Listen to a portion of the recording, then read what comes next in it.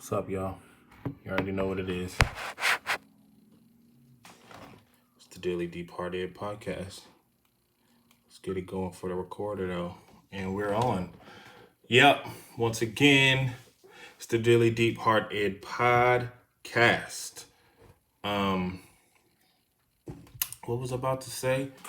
We get right into it. Alexa, lights on. I just need a little bit of light. I don't know why, you know. I could have just opened the blinds a little bit more. Some natural light. What time is it? We got 7:53. Probably only got like 15 minutes left of light anyway.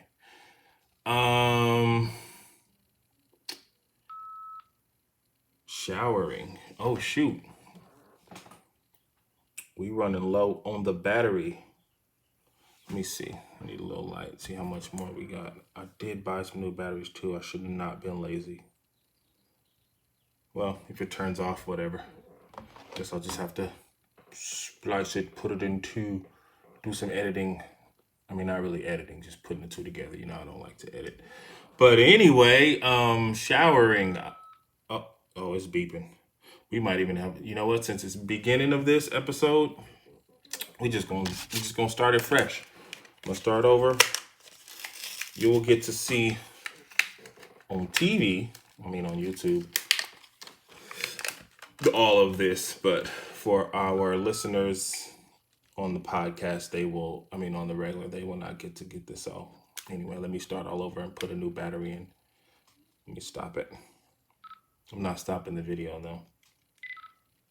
Let me see. What do they say? Okay, press to open. Boom. Let's get this battery out of here. It's gonna make me start and reset the timer and everything. Hopefully I won't have to. Let me see. Alkaline. Set time and date. Once again, 7:55. At least it's not too far off. Let's get it, let's get it, let's get it, let's get it, let's get it, let's get it. Today's not the 24th though. Is it the 30th? 31st. My brother's birthday was a few days ago. Was it 2 days ago actually? Okay. New battery, we back.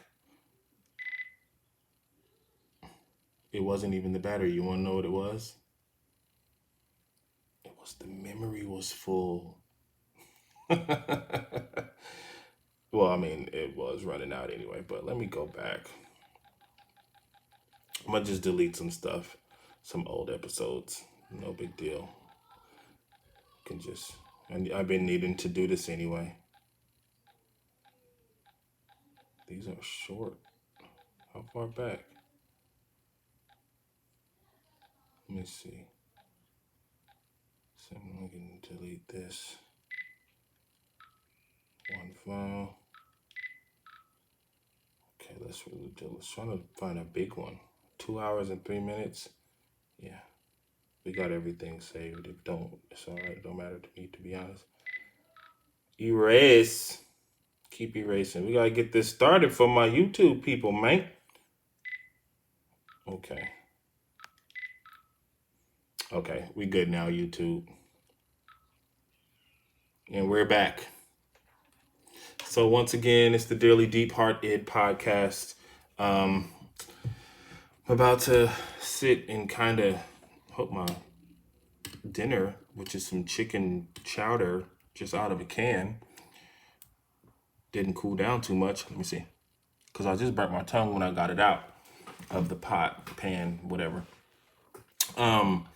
First thing that came to my mind before I was about to start, I wanted to take a shower before. I just got done watching The Intruder with Michael Ealy, Megan Good, and Dennis Quaid. Is that who it is? Dennis Quaid? I was, it was a good movie. You know what I'm saying? It was just a few things that kind of like made me think Like, y'all should have figured this out. But then I realized, like, you don't really expect somebody to be like a real crazy killer. But at the same time, there was some stuff that I was just like, you probably should have already gotten a little aggressive with this guy. I mean, I don't really have neighbors that just show up to my house. Nobody actually shows up to my house except my mom, to be honest. But if it was just like a random neighbor that I bought the house from, or not, I mean, you're not even a neighbor, but I mean, the person I bought the house from, they're coming and they're mowing my lawn. First off, I would have been like, is this a charge? If you want to come, I'll pay you, if we come to some kind of agreement, but don't just, I don't need you to mow my lawn. If you're showing up literally every single day to check on stuff, that's another weird thing. But then also Megan Good's character, I don't want to say she was slow, but some of the stuff she did was slow. Like, you see all of this stuff, you see the husband is telling you like, I don't know about this dude, or whatever, whatever, and then you invite him to Thanksgiving, and then you allow him to help you put up like Christmas decorations and stuff. Come on, like that was like too much. I'm the type that if you was to come while I'm doing that, I'd be like, nah, it's cool, I got it. And I really would have been, I just wouldn't have started. I would have talked to you until you left. But whatever, it was just little stuff like that that kind of took a little long for her to like catch on. But I mean, end of the day, I've never been in a situation where somebody was really trying, never mind. I have been in a situation where somebody was trying to actively kill me. Maybe they were trying to actively like beat me up, but they said they wanted to kill me. So that's a whole nother world, whole nother podcast. But anyway, I just finished watching that. And afterwards I was gonna just take a shower before I ate. And then I was gonna do the podcast after, but I was like, nah, let me just get to it. Showering. I've already talked about my shower schedule, but is it true that some of y'all are not taking showers every single day? Because I don't be really wanting to take a shower every single day. So I don't have no shame, or I'm not bashing anybody who doesn't. Like, my shower schedule is so messed up now. Like, I normally take them at, I'm not normally, but now I'm taking them, kind of late at night, or, in the middle of the day, instead of just doing it right in the morning. You know what I mean? So it's about 8. I wanted to take a shower. Because I haven't taken a shower today. It's 8 o'clock on a Sunday. I haven't taken a shower since yesterday sometime. Now, I'm not the type that just stinks. I don't just get funky and stinky like that. Take a little bit. Especially, my next point is I'm just sitting at home. I'm not doing anything. I'm not going anywhere. You know what I mean? Like, I'm not out. I'm not running. I might get a dumbbell and, lift it a few times. But other than that, I'm not getting too sweaty. Um, so what's y'all shower schedule like? Yep, a little bit on my mouth. What's your shower schedule like? Are you really showering right in the morning? You having your first meeting, then doing it? Um, One thing I do want to touch on is the rioting and the looting and the protesting. I should have started with the protesting because that's what it's supposed to be. George Floyd. I'm not going to get too deep into it, but I've posted a few things on my Instagram, and I just really wanted to touch on the fact that it's starting to move into where I live, my little small town. It's a small town, but it's a very well-known town in the Bay Area. And I'm just kind of like, me and my son, we went out to Target, and they were sending people away around 4 o'clock. So they were already closing things down at about 4 o'clock. Um, he wanted a swimming pool. So closed down Target. The other place we went just didn't have any. We drove by Walmart, and I could tell people were being turned away. I don't shop at Walmart anyway, but went to Big Five. They ran out too. Get a text from my mom. They're actually protesting downtown in Oakley. And one of the signs that they actually had posted, that I saw somebody holding, was racists hide in Oakley. That's kind of something that I wouldn't want to believe, but I know, you know what I'm saying? Living in Antioch, I've had run-ins with racist people when I was young and in high school.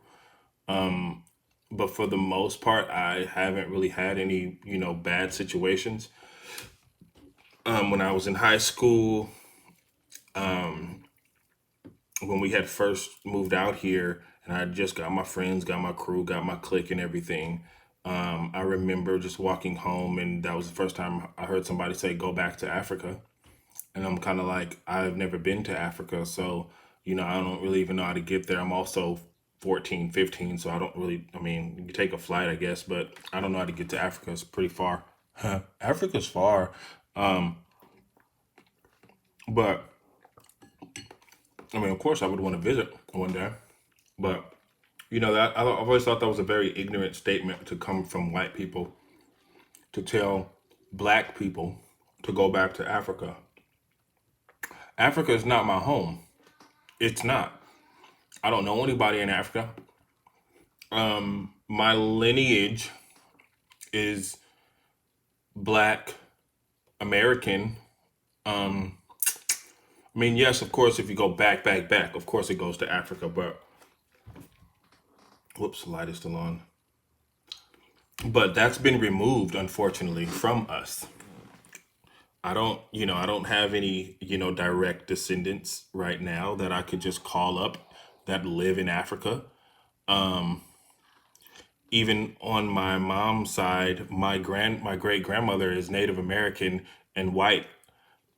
I don't She may have black, I don't remember. My grandmother is black and Native American and white. Um, my dad's side, don't really know too much about them. They're dark skinned, so I'm assuming, they're black African. But I'm not from Africa. I'm from America. My people are from America. So to tell me to go back to Africa, where you took my ancestors from, how about you buy us some tickets? I would love to take a trip to Africa.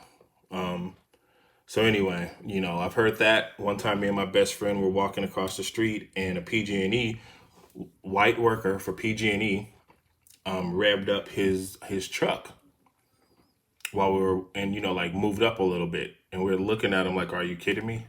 You know what I'm saying? And then my third instance was, I was a victim of police brutality out here. I'm not going to tell the whole story, um, but I was helping out a cousin, and the police were called, and I ended up getting kneed in the back of my leg to make me limp. And then as I went down, he grabbed me, threw me to the ground, put my hands behind my back, and I wasn't resisting at all. Had no reason to resist because I hadn't done anything. And he ended up handcuffing me. And like how, if you got some freaks out there, how you have the little tiny chain in the middle of the handcuffs. What he did was threw me down on my stomach and picked and dragged me from that little chain. So my wrists were already hurting because it was tight. He grabbed it and then pulled me across the street with that. What's up? Go ahead. So that was one of my, you know, run-ins with racism, and I was actually put in, jail for the night. And I was so discombobulated that I actually, when I was left out, I had my wallet and everything, but for some reason, I just didn't know. I needed, this was before Uber and stuff, so I didn't have change to, well, actually, I think I only had my card, my bank card. I didn't have cash. That's what it was. So I had to figure out how to get cash for a cab. And then once I got the cab to where I needed to go, I needed money to get on the BART to get back home. my phone was dead, and I think I may have called, but I was just not. All of this wasn't computing once they released me. I was just lost. So I remember I was like, okay, the only way I'm, for some reason, it doesn't make any sense, but I was like, the only way I'm going to get cash is if I go inside of this Walgreens and buy a sweatshirt. So I ended up buying a blue sweatshirt. I don't remember why, because it wasn't necessarily cold. I had already made it to this place. I ended up buying it, and then my family pulled up at the BART station. Maybe I called them, maybe I really don't remember. But what ended up happening was, I saw my cousin get out of the car, and I just walked up to him and hugged him, but it wasn't the right cousin. I was hugging him because I thought that he had gotten out of jail, and he hadn't. He was still in jail. But that's how messed up my mind was, and I have a scratch still on my shoulder blade. You need to go back? Go ahead. Um, and during this time, obviously I was still with my ex, so we had hung out the night before, and what ended up happening? What? Tell Pinocchio to go. Where he went under? He's underneath. Just grab him. Come on, go, go. Why you be acting slow? Go. Feels like you don't want to move all of a sudden. But so anyway, she was, I guess, pretty messed up about the situation. She had been calling my family and stuff like that. And, I'm laying in the bed and I'm just like, I need to see you. You know what I'm saying? So, I ended up going to her house that night. I mean, that's not part of this, that doesn't have anything to do with the racism that I've experienced. But, I'm just saying it was a very, in the moment, it was a traumatic experience. Now I don't really care. I mean, I've been in fights before, and the truth is, it was just kind of unfair because if I could have fought or had a fair chance to fight this dude, I would have felt a lot better. But I couldn't do anything. You can't square up against the police, especially in Oakley. Like if I would have been like, first off, I didn't do anything, or if I would have resisted, I would have been somebody, or if I would have been more of a threat. He didn't see me as a threat at all. Back then, I was much more thin. Um, I just think he didn't understand why he was even called, which was some BS in the first place. But he took it upon himself to be very aggressive to me, and I hadn't done anything at all. So, that happened. So back to the issue at hand, the protests have made their way out here. Now, I understand, the protests. I get it. I'm not against the protests. I'm not against the looting or rioting or anything. But I think moving forward, something should be done. Let's keep it peaceful. If a Target get broken into, hey, it is what it is. I'm not going. I have a moral dilemma when it comes to stuff, taking things that I didn't earn or that aren't mine. But maybe I did earn it from being a victim. Target's one of my favorite stores. But yeah, I would love to have, some computers, some microphones, some big TVs, a few extra PlayStations for around the house. That would be great, right? But I'd rather work for it and earn it. But if somebody bring me one, I'm not mad because I get it. What happened to Floyd? Is it George Floyd? What happened to him was effed up. Now, I was waiting to talk about it on here because I'm not the type to just get on my social media page and go crazy. Not saying that's what people do. I'm just saying, and just start talking about stuff that happens. I'm not the newsman, but I do have this platform, so Now I'm going to talk about it briefly because I don't really think we already know what's going on and we understand what needs to happen. It's disgusting. It disgusted me and it hurt and it's scary. The aftermath is scary because if we have people who are in authority right now who know that there's a possibility that they may also lose their livelihood for taking a life, yet they still do it, two things. They are them some wild boys, right? And second, is this planned? Because ain't no way in the world, like, put it like this. Even if he completely gets off, right? And we just talking about him, not the other three who stood around and watched. Like, he's gonna have a large group of people who will not be happy. So that's gonna start more stuff, right? More riots will happen if he's not charged with murder and sentenced for a large amount of time. We already know they're saying it's third degree, so that's, one thing. But let's just say he doesn't get off. Let's say he gets the max. So either way it goes, you're messing up your livelihood just to take a life, an innocent life at that. Like, it doesn't make sense. It doesn't make any sense. Like, the officer that grabbed me, not 1 minute or second did I think he was going to kill me. Now, maybe I'm naive in that moment, or maybe he could have. Maybe he could have been thinking that he wanted to kill me, but I wasn't fearing my life in that moment. I thought he might bash me or smack me or something like that. But after he dragged me to the side of the curb, which was already horrible, I'm on my stomach and you picked me up from the back. I'm basically hands behind the back and you picked me up. That's already horrible. But he didn't hit me. He didn't punch me.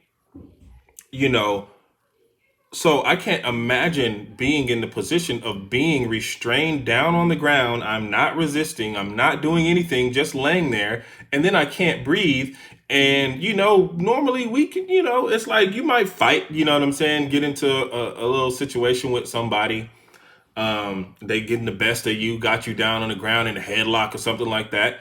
And it might be a little tough to breathe, you know what I'm saying? But you never, at least me, like I've never felt like, even in a headlock playing wrestling as a kid or something like that, getting punched in the stomach, knocking the air out you. I never felt like I was going to die from asphyxiation, you know what I'm saying? So to have somebody who, I'm already handcuffed,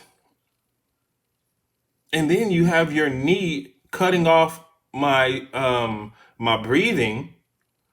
And not only that, like, it's not like for a minute or 2 minutes or 3 minutes. And in these situations, time goes by really fast. But if I'm laying on the ground and I'm dying, I'm physically dying, and then I actually die, and then you continue to keep your knee on my neck after I'm dead and gone. What kind of person is that? I can't imagine being in that situation, like knowing that these are your last minutes, like actually losing air and preparing your brain to, nobody's going to help me. Nobody's going to run over and push this cop off me, and nobody's going to shoot the cop. His cop friends are just standing around not doing anything. Like, I can't imagine what's going through this guy's head. So if you want to paint the picture, that's what's happened. So yeah, hearing the news, a part of me was like, dang, they did it again. And then the other part is I'm terrified. I'm scared. I'm afraid that, because the way these things happen are based on maybe the person did a non-violent crime or it's mistaken identity. These aren't people um who are violent offenders. These aren't people that ran out of their house with a gun and got shot. These aren't people who ran towards the cops with a knife or a chainsaw or an axe.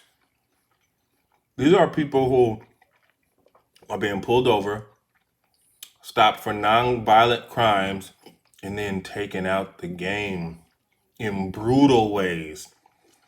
Like,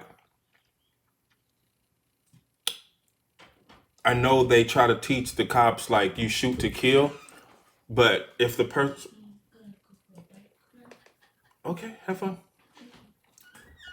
If the person is non-violent, no weapon, and then you shoot them more than one time, like, what exactly, like, what do you think they're going to do once they get shot? Even if they are trying to hurt you, what do you think they're going to do with 2 bullets in them? I mean, really, what do you think somebody is going to do with 3 bullets in them?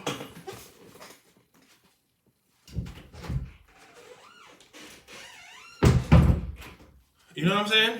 Like, what is somebody going to do with 4 bullets in them? They're already down.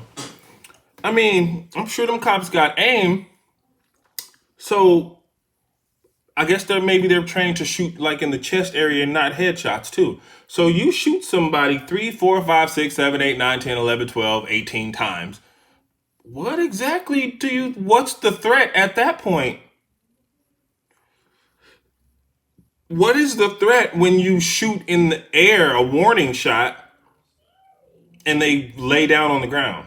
Because I saw a person with their hands on their head and then get drop kicked and tased. I saw teenagers in a car and, get maced and tased. Hands on the steering wheel, if I, remember correctly. Where's the threat in that? There is one. There isn't one. There is no threat.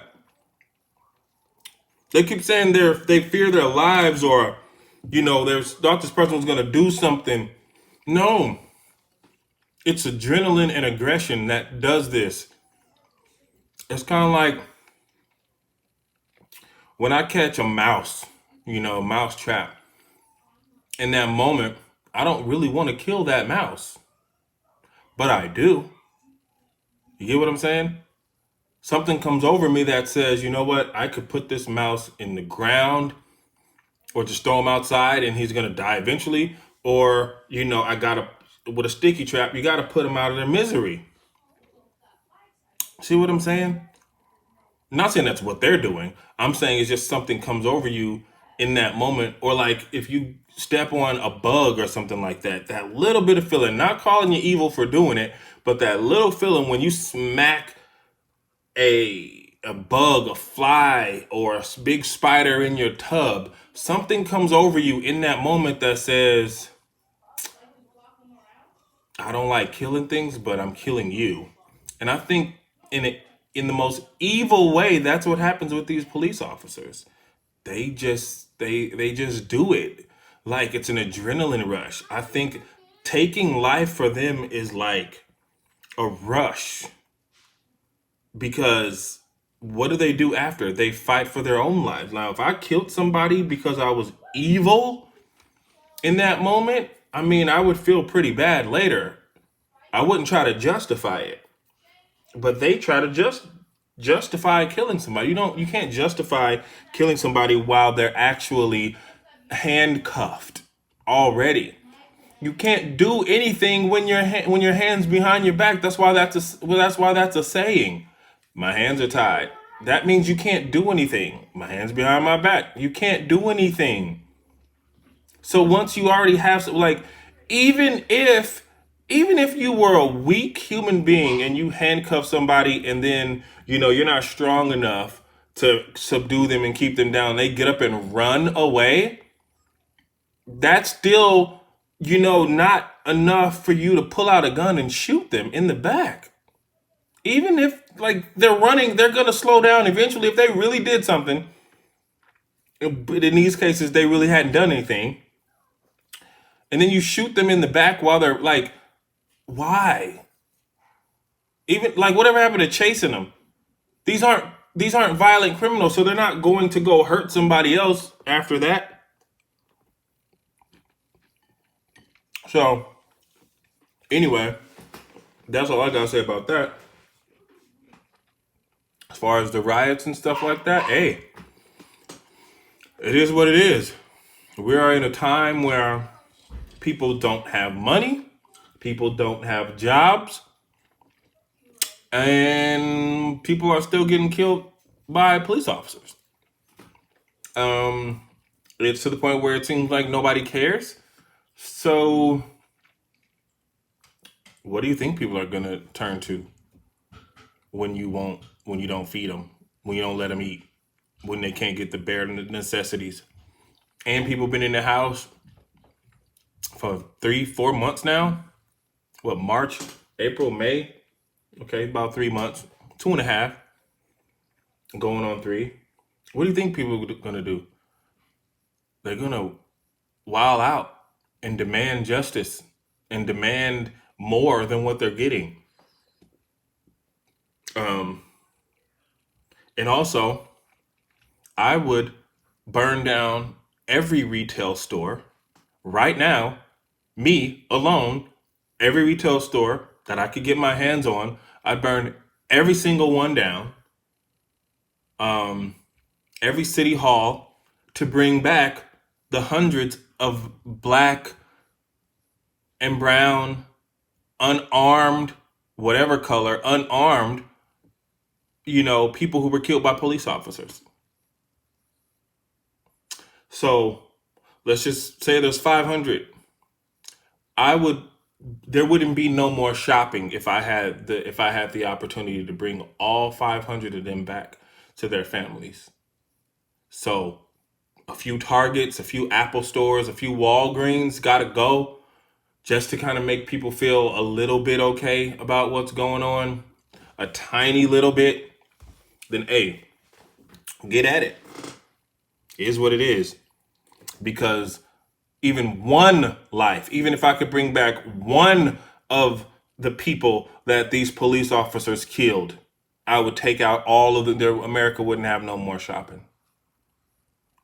Because I'd rather, if this was my family member or a friend of mine that was killed by the hands of police and he was unarmed and he wasn't a criminal and he didn't get the justice after, yes, to bring that one person back, better believe no more shopping. I'm burning everything down, giving everything away for free.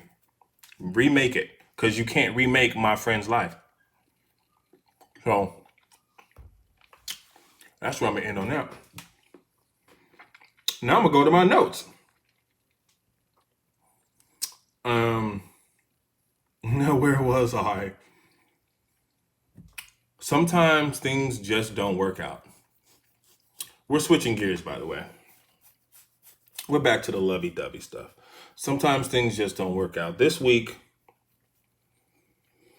I did something that I had been, not wanting to do and not even caring to do, to be honest, for the foreseeable future and for however how long.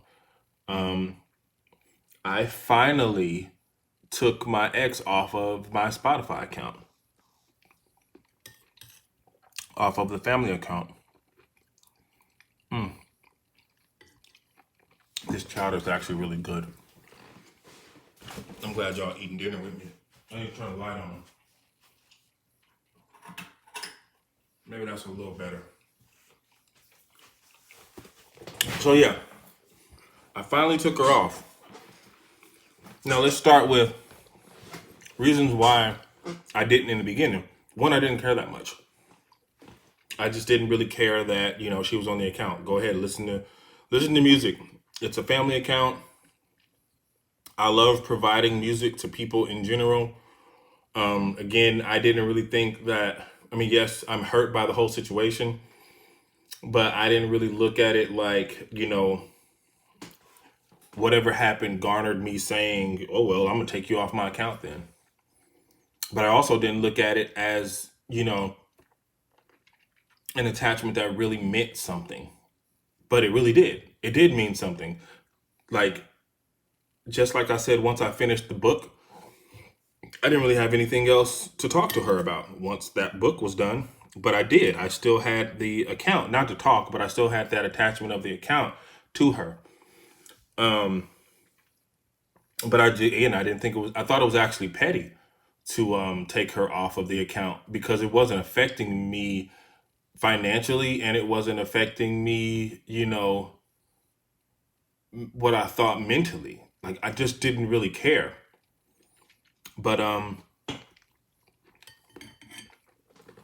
I neglected to see the fact that it was a real attachment still. Now, I've stated that through this quarantine, coronavirus, and now through riots where she is and where I'm at, I haven't heard from her. That affects me more than anything before. Because all of this time, even with her telling me I don't love you like that, or we're not going to be together, all those things that were said to me, actions show different. Now I'm more about actions than words. Well, technically, if you get what I mean. I like words, but I do like actions too. If you're not going to do anything, I don't want to hear anything about it. If you're not going to help me with something, I don't want your advice. So, hearing all those things um, didn't amount to the fact that she's proven that she does not care for me the way that I thought she did. It's been proven that she does not love me the way I thought she did. And she proved that by during a time of crisis in America. I've not heard from her. So that played a part. And so I was having a conversation with Chanel. Might as well, just use her name. I mean, I do, but normally I call her other things. But I was having a conversation with Chanel, texting, and I was explaining because she listened to the podcast, so she was just like, she hit me and she was like, take her off the Spotify, and I'm like, I thought about it, but I don't really see the point. And I basically was like, I just kind of feel like, it would be kind of a struggle kind of thing or whatever. And so what she did was ultimately trim the fat on my excuse, which is what I needed. Um, Let me see if I can get to our quick conversation, really, really quick. Um,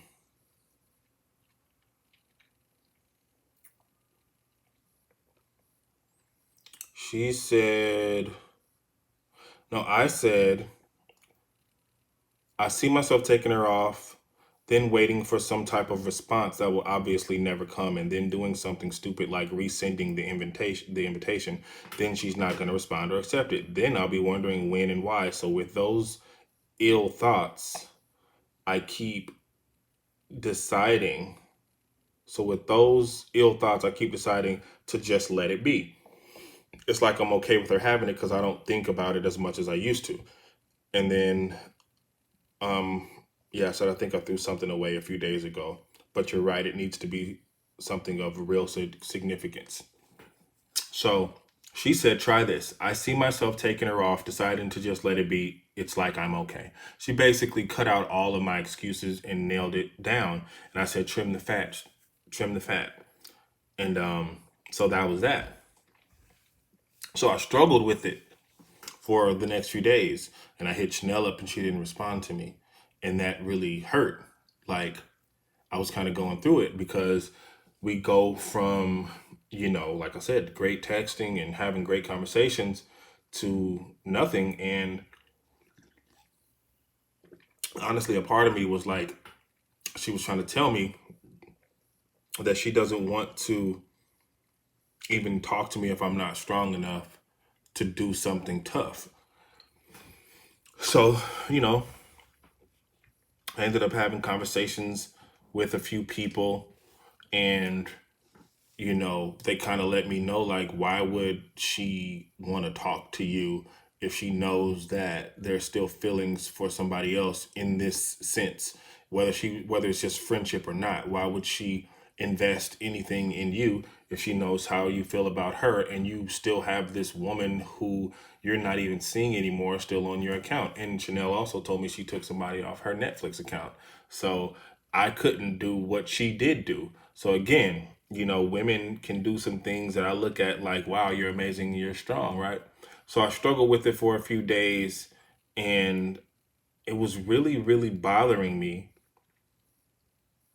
about whether or not I should actually do it. Because again, I didn't really care that much. But then it was bothering me also not speaking to Chanel. And I basically was just like, you know what? She's right. Not because she's not talking to me or not because she's not responding to me, but I was like, she's right. And she said, do that and then tell me how you feel. Well, she said that prior in the earlier in that one conversation. She said, take her off, throw some stuff away of hers or some stuff that was left there, and then tell me how you feel. So let's get to how I felt, because I did it. I went on ahead and I took her off of my Spotify account, and there was some soaps and stuff here that was left here that I just been kind of harboring, saving for just in case she comes back. So I used those um, just because it was some good soap, face stuff. And then, like, I've always had this Harry Potter shirt that I had given her, but I don't know. She's not into Harry Potter, but I don't know why she didn't take it. I don't think she could fit it, but she couldn't fit it because she put it over a shirt, like just to try it on, and it was probably like a little. It didn't look right on her, or it was too tight. I don't remember, but I've kept that. And then I also had, the Coca-Cola bottles that have people's name on it. I had a Coca-Cola bottle. The reason why I kept the Coca-Cola bottle really was just because it was one of those weird things where I go to the store, I want a Coke, randomly, I always just grab one randomly. I don't look for names or anything like that. I grab it and I get in the car and I check it and it says her name on it. So of course I'm like, wow, that was weird. And so instead of drinking it, I just saved it. That was weird, I guess, but I saved the bottle for like, I probably had it for like 6 months. And I put it on my shelf. I mean, I collect stuff anyway, so you know that is what it is. But I saved it, so that's one other thing that I got away.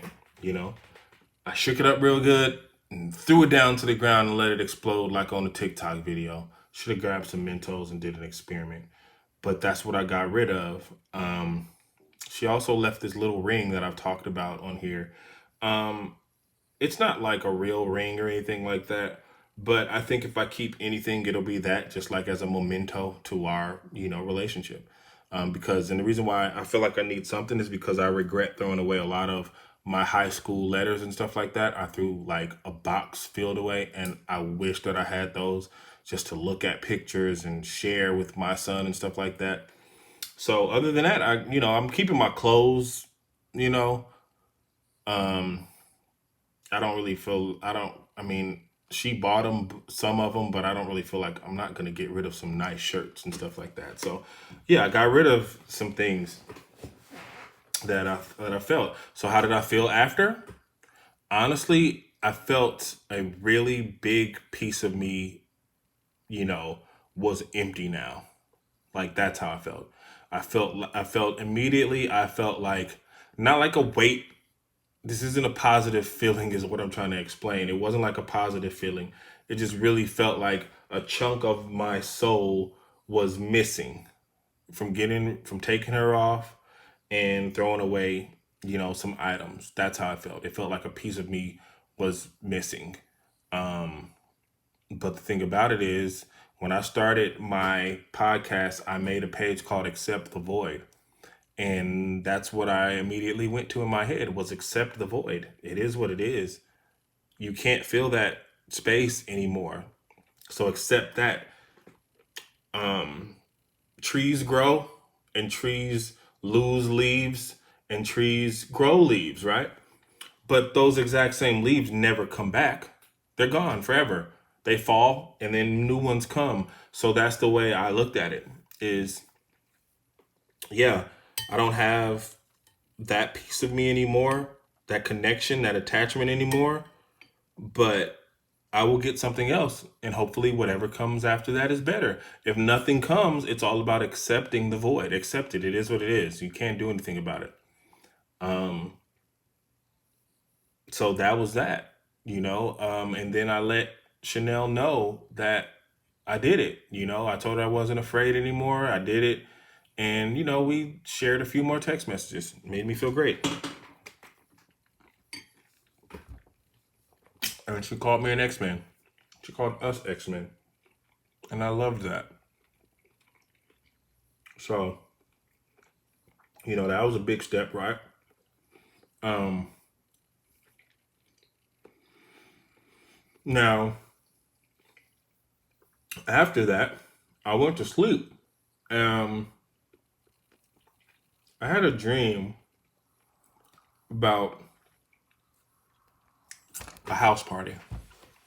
Me and a lot of my friends were at a house party, and people I didn't recognize were at a house party.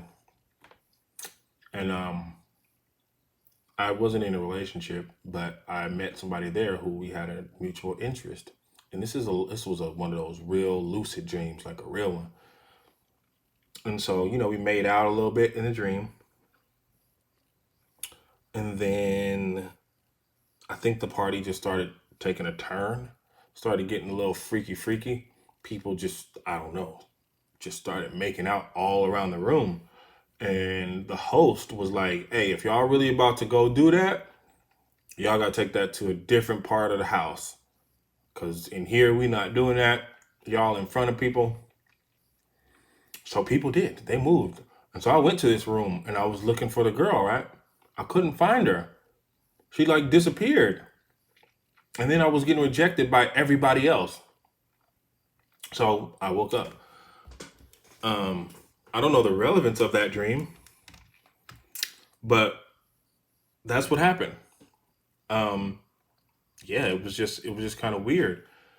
It's always weird and then I had the next day, I had a dream about my first, when I say first girlfriend, I'm talking about my actual, like, elementary school girlfriend. So not real girlfriend, but my first, elementary school girlfriend. I had a dream about her too. I don't know why I feel I have dreams about her at all. I really don't get it. We don't really talk like that. I mean, we haven't talked like that for years, but I had a dream about her too. Um, and so I guess that just brings me to the point of, I want to tell Chanel thank you for, you know, putting things kind of in perspective for me when it comes to those attachments that I had, um, not judging me for it. But she said one more thing. She said it must, but I think, yeah, this is the thing that really opened my eyes. She said it must be really hard holding on to a soul that long. And all I can say is you're absolutely right. It is hard holding on to that. No, she said carrying. She said carrying another soul. Must be really hard carrying another soul for this long. And that was the truth. And so today, I'm not sad about letting those things go at all. So it's not even about accepting the void. I'm just genuinely not. I don't really care. And I think what clicked is I just don't want to be sad about it anymore. It is exhausting. I don't want to be hurt over this permanent breakup anymore. I just don't. Like, I don't want to be sad about it anymore, and I'm not. I made the choice I made the choice to not be sad about it. I don't, because I don't, it's like, sometimes you think that being the victim will make people feel sorry for you, and then that'll make them come back to you because they know they hurt you. But after a while, it's like, that that's not going to be. And then as a man, I'm like, no, I don't want you to come back to me because you feel bad for me, because I'm not doing bad. Like, I'm not doing bad. I realize, like, I don't have anything to be hurt about anymore. I don't have anything to be sad about anymore. And I also got rid of some stuff that the other gave me. That's gone. Um, I said she got me these glasses, like, from the Dollar Tree, some wine glasses. I really like these wine glasses. Me and my son actually made Jello with them last night. I put, we poured the Jello in it. Make a little Jello cocktail. We needed some what you call it, the whipped cream. But I don't want to get rid of those cups just because I really use them. But there's no more attachment.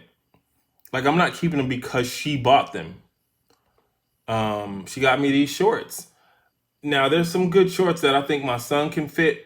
But again, the only reason I'm keeping them and letting him use them or wear them, because it's, some good shorts. But there's no attachment. So I actually feel good about it. And if I'm wrong, maybe I need to get rid of them for real, throw them out. Then I'll do that too. Get them some other shorts. Don't really matter. It's just a pair of shorts. Now, she also got me this Aaliyah shirt. I'm not throwing that away. Aaliyah was my favorite female artist. But I'm saying it all to say there's no attachment anymore. Because Deontay, Lamar Young do not want. I always say I don't do negativity. I don't do sadness. I don't do it. So, but I've been doing it and not even realizing it. Holding on to the feelings of somebody who does not want me has made it as like, I don't, fine. Like, okay, I get it. I've been getting it, but I get it. Like, okay, that's done, and I don't really care. Now, that brings me to the next point. Like, what if she was to hit me up? Because we got to do the hypothetical thing just to cover all bases. Not that I'm thinking she is, but what if? What if she was to hit me up on a jokingly thing? Jokingly say, "Oh, you finally took me off" or something.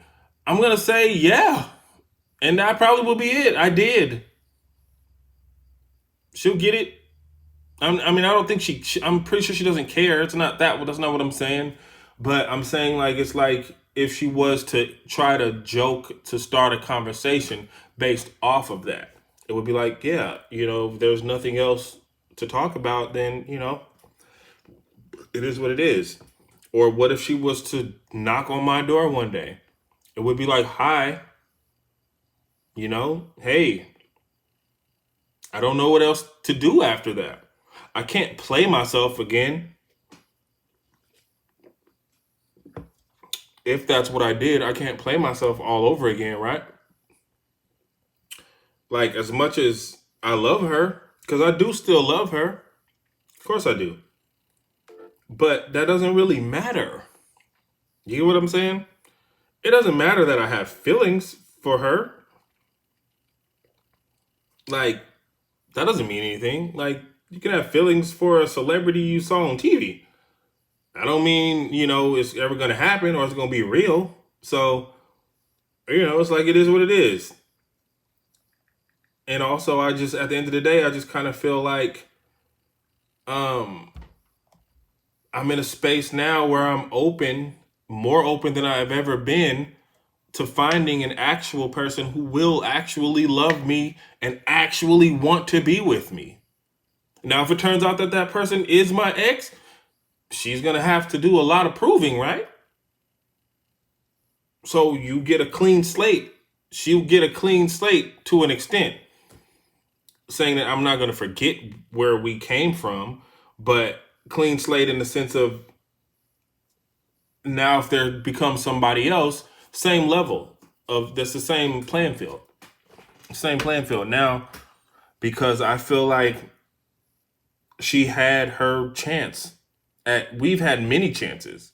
I've had chances and messed them up. So now she's had a chance and killed it. But this is all hypothetical. I'm not saying she's coming back or she even thought about it. But what I am saying is I'm not holding on to it anymore. I guess this is how moving on feels.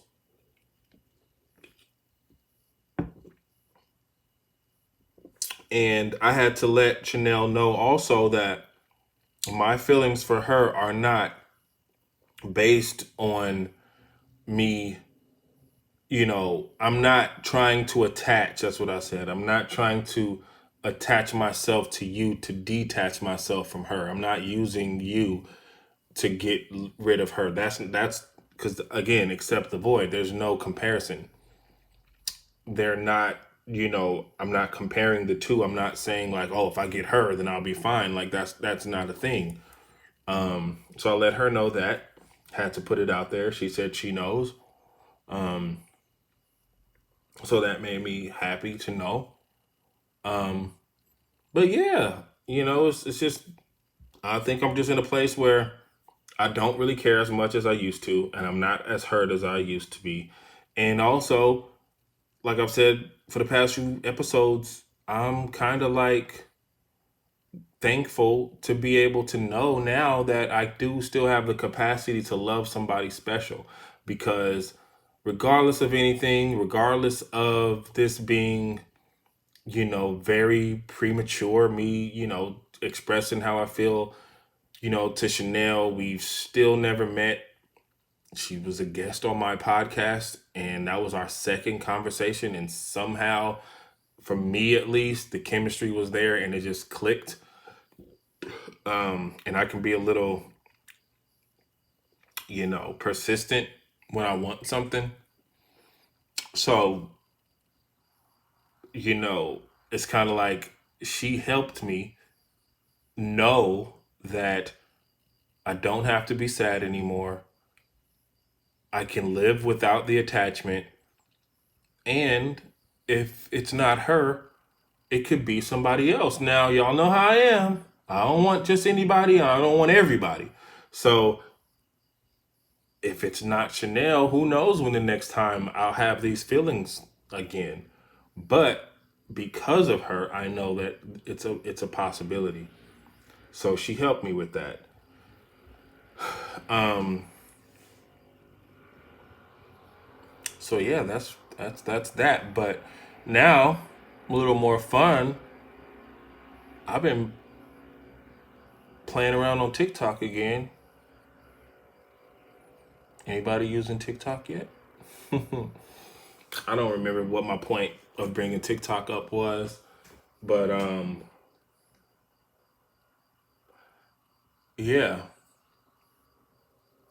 What did I do lately on there? Maybe it was something maybe it was a video that I posted and I'm just not really remembering why I even just brought it up. Uh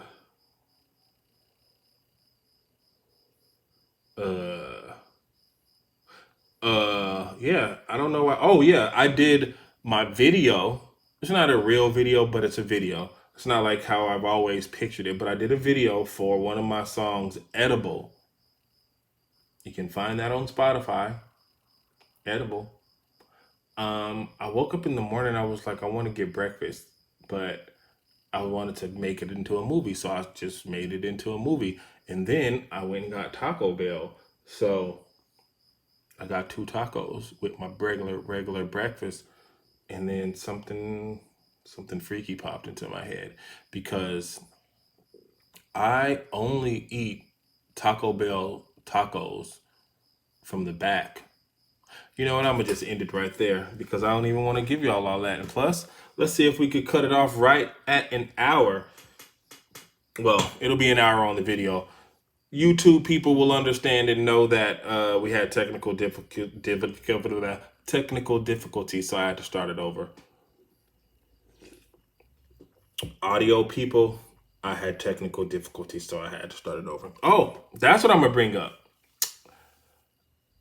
So obviously, we go by the microphone recorder and not the YouTube video time. So technically, I was gonna stop it at an hour on YouTube, but we'll go a little longer because let me tell y'all somehow I don't know what's been going on, but somehow this weekend I jumped from 40 listens to 103 plays in the last 7 days. I don't know where that came from, but somebody just started binging everything, I guess. Because if I look at, my numbers on, because I posted it. So it went from, in just one night, it was at 44 plays. The next morning I woke up, it was at 87 plays. Then today I wake up again and it went from 87 to 103. So thank you to whoever finally wised up and said, I'm going to listen to this podcast and maybe share it. So if that's you, if that's one person that gave me all of those plays, or two people or three, can you please review the podcast? Please review it. Let me be new and noteworthy, because season 2 is coming and I plan on getting dearly deeper. I don't even know what that means. But yeah, let's make it happen, y'all. Like, to see that jump, I haven't seen those numbers in a really long time. I was seeing those numbers in the beginning, and then I started seeing those numbers when I was doing like 3 and 4 episodes. But 207 days. Is that what I said? 207 days? Let me look at it again. No, 103 in 7 days. Like, that's a lot for me with no promotion and nobody shares my podcast. That's a lot. I share it. The only time I see my own is when I do it. So that's big. So anyway, just wanted to throw that out there. If you're that person or people, please review the podcast, share the podcast. Don't just listen. If you like it, share it. Nobody will judge you for liking me. I promise you. So anyway, with that, we're going to end it. It's the Dearly Deep Hearted podcast. Love, love, love. I hope y'all have a great weekend. And yeah, stay safe in them streets.